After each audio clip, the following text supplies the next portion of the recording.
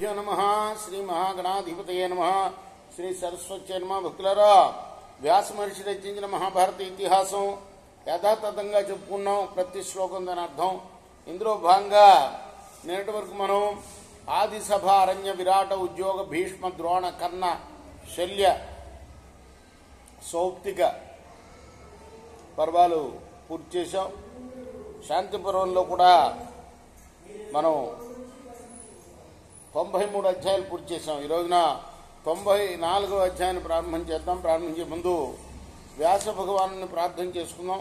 వ్యాసాయ విష్ణు రూపాయ వ్యాస రూపాయ విష్ణవే నమో వై బ్రహ్మనిధయే వసిష్ఠాయ నమో నమః. నారాయణం నమస్కృత్య నరం చైవ నరోత్తమం దేవీం సరస్వతిం వ్యాసం తతో జయముదీరయేత్. వామదేవ ఉవాచ అయుధ్యేనైవ విజయం వర్ధయేద్వసుధాధిపః జఘన్యమాహు విజయం యుద్ధేన చ నరాధిప. వామదేవుడు చెప్తున్నాడు. అంటే ఇదంతా భీష్ముడు ధర్మరాజుకు చెప్తున్నాడు అన్నమాట. అనేక విశేషాలు, అనేక రాజుల మధ్య, ఋషుల మధ్య జరిగిన సంభాషణలు ఇవన్నీ కూడాను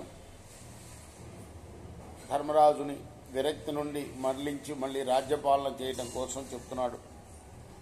యుద్ధం లేకుండానే రాజు విజయాలను వృద్ధి చేసుకోవాలి నాయన. యుద్ధం వల్ల కలిగే విజయం అథమం అయినదని చెప్తారు సుమా. నాప్యలబ్ధం లిప్సేనత మూలేనాతి దృఢే సతి నహి దుర్బల మూలస్య రాజ్ఞో లాభో విధీయతే. మూలం దృఢంగా లేనప్పుడు రాజు అలభ్యమైన దాన్ని ఎప్పుడు కూడా ఆశించకూడదు.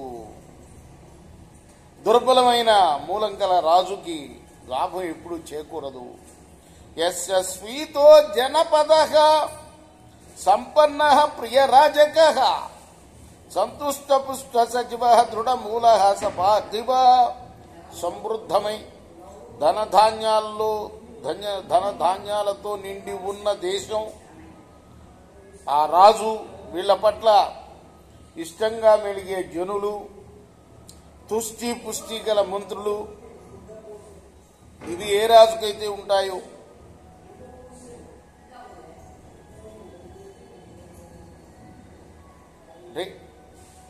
ధనధాన్యాలతో నిండి ఉండాలి దేశం. జనమంతా కూడాను రాజు పట్ల ఇష్టంగా మెలగాలి. మంత్రులు కూడా తుష్టిగా పుష్టిగా ఉండాలి. ఇలా ఉన్న రాజు దృఢమైన మూలం కలవాడవుతాడు. అంటే అంతకుముందు శ్లోకంలో దృఢమైన మూలం అంటే ఏమిటో చెప్పాడు. అప్పుడే విజయం చేకూరుతుంది రాజుకి. యస్య యోధా సంతుష్టా సాంత్వితా సుపథాశ్చితా అల్పేనాపి స దండేనా మహింజేతి పార్థవ. వీరులు మిక్కిలి సంతుష్టులై రాజు చేత సాంత్వన పొందిన వారై శత్రువుల్ని మోసగించడంలో ఆరితేరిన వారు గనక అయితే అల్ప బలం ఉన్నప్పటికీ రాజు విజయం సాధిస్తాడు సుమా. పౌరజానపదాయస్య భూతేషు చ దయాలవః సధనాధాన్యవంతస్య దృఢమూల సహపార్థివ. నగరవాసులు, పల్లెవాసులు ప్రాణుల పట్ల దయగలిగి ధనధాన్య సంపన్నులైతే ఆ రాజు దృఢమైన మూలం కలవాడవుతాడు. అలానే ప్రతాప కాలమధికం యథా మన్యేత చాత్మన తథా లిప్సేత మేధావి పరభూమి ధనాన్యుత. బుద్ధిశాలి అయిన రాజు తన పరాక్రమాన్ని చాటడానికి తగిన కాలం అని తలిచినప్పుడు శత్రురాజుల రాజ్యాన్ని, ధనాన్ని సంగ్రహించడానికి పూనుకోవాలి. భోగేషూదయ మానస్య భూతేషు చ దయావతః వర్ధతే త్వరమానస్య విషయో రక్షితాత్మనః. భోగభాగ్యాలు దినధనాభివృద్ధి చెందగా ప్రాణుల పట్ల దయగలిగి ఉంటూ కార్యసాధనలో వేగం కలిగి తన్ను తాను రక్షించుకునే రాజు యొక్క రాజ్యం ఉత్తరోత్తరాభివృద్ధి చెందుతుంది సుమా. తక్షేదాత్మనమేనం సహ వరం పరశునా యథా యహ సమ్యక్ వర్తమానేషు స్వేషు మిథ్యా ప్రవర్తతే. చక్కని ప్రవర్తన గల స్వజనుల పట్ల మిథ్యా వ్యవహారం చేసే రాజు గొడ్డలితో అడవిని నరికినట్లు తన ప్రవర్తనతో తను తాను నరుక్కుంటాడు సుమా. నైవద్విషంతో హీయంతో రాజ్ఞో నిత్యమనిఘ్నత క్రోధం నిహంతుం యో వేద తస్య ద్వేష్ట న విద్యతే.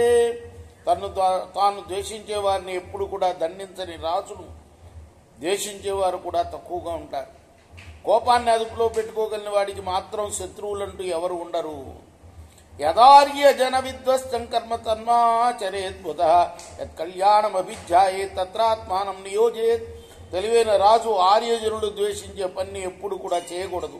అందరికీ శుభాన్ని కలిగిస్తూ అందుకోసమే తను తాను వినియోగించుకోవాలి. నైవమన్యేవ జానంతి నాత్మనా పరితప్యతే కృత్యశేషేన యో రాజా సుఖాన్యనుభూషతి. తన కర్తవ్యాన్ని పూర్తి చేసిన తర్వాతనే సుఖాలను అనుభవించే రాజును ఇతరులు ఎప్పుడూ పరాభవించరు, తాను కూడా పరితాపం పొందడు. ఇదం వృత్తం మనుష్యేషు వర్తతే యో మహీపతి ఉభౌ లోకో వినిర్జిత్య విజయ సంప్రతిష్ఠతే. ప్రజల పట్ల ఈ రీతిగా నడుచుకుంటే రాజు ఇహపరలోకాలను రెండింటినీ కూడా జయించి విజయాలను స్థిరంగా పొందుతాడు. భీష్మ ఉవాచ ఇత్యుక్తో వాసుదేవేన సర్వం తత్కృత్వాన్ నృపః తదా కుర్వం స్త్వమప్యేతౌ లోకౌ జేతాన సంశయ. భీష్ముడు చెప్తున్నాడు, వామదేవుడు చెప్పిన రీతిగా రాజు వసుమనుడు అన్నిటినీ కూడా పాటించాడయ్యా ధనరాజా. నువ్వు కూడా అదే రీతిగా పాటిస్తే ఈ రెండు లోకాలని కూడాను జయిస్తావు. అంటే ఈ ఇహలోకాన్ని పరలోకాన్ని కూడా చేయిస్తావు, ఇందులో సందేహం లేదు. ఇది శ్రీ మహాభారతే శాంతి పర్వణి రాజధర్మానుశాసన పర్వణి వామదేవ గీతాసు చతుర్నపతితమోధ్యాయ. కృష్ణార్పణమస్తు. స్వస్తి ప్రజాభ్య పరిపాలయంతాం న్యాయేన మార్గేణ మహిమహిషా గో బ్రాహ్మణేభ్య శుభమస్తు నిత్యం. లోకాः సమస్తాः సుఖినో భవంతు. కృష్ణార్పణమస్తు. సాయి కృష్ణార్పణమస్తు.